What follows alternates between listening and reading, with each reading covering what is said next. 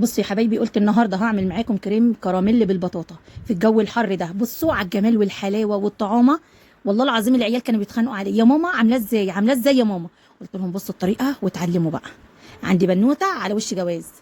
بصوا خبطت كده على القالب، انا عامله نوعين. بصوا على الجمال والحلاوه، خبطي خبطي.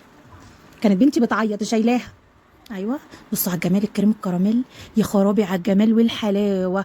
بجد يتقال لها يا سيدي. شفت الصوص؟ صوص جميل. بصوا الجمال والحلاوه.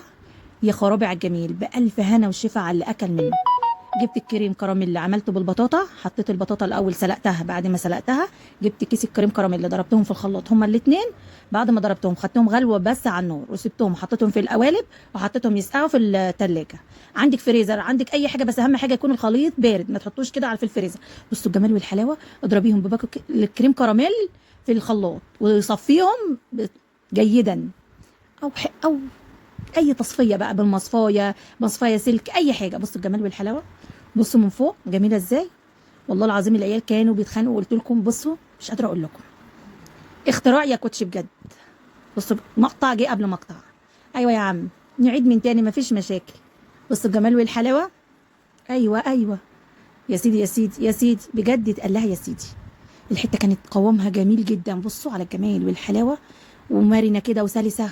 مش قادره اتكلم والله العظيم على الجمال اللي كانت فيه والحلاوه. بصوا الجميله ازاي، ولا اتفرولت ولا اي حاجه، بس حطيتها يا دوبك والله نص ساعه ساعه في الفريزر او التلاجة. انا والله حطيتها في التلاجة. بصوا جميله ازاي. عملت لهم قالب طويل وقالب الشكل الورده. بصوا والنعمه كانت عسل. يا خرابي على الجمال. يا سيدي يا سيدي على الجمال والحلاوه، بألف هنا وشفا على اللي اكل منه.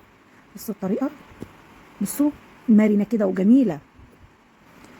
اللي عايز يعرف الطريقه يتفرج على الفيديو كامل ويحط لي كومنت. والنبي ناسيني بقالكم كتير. انتوا نسيتوني خلاص، نسيتوا ام كريم. بألف هنا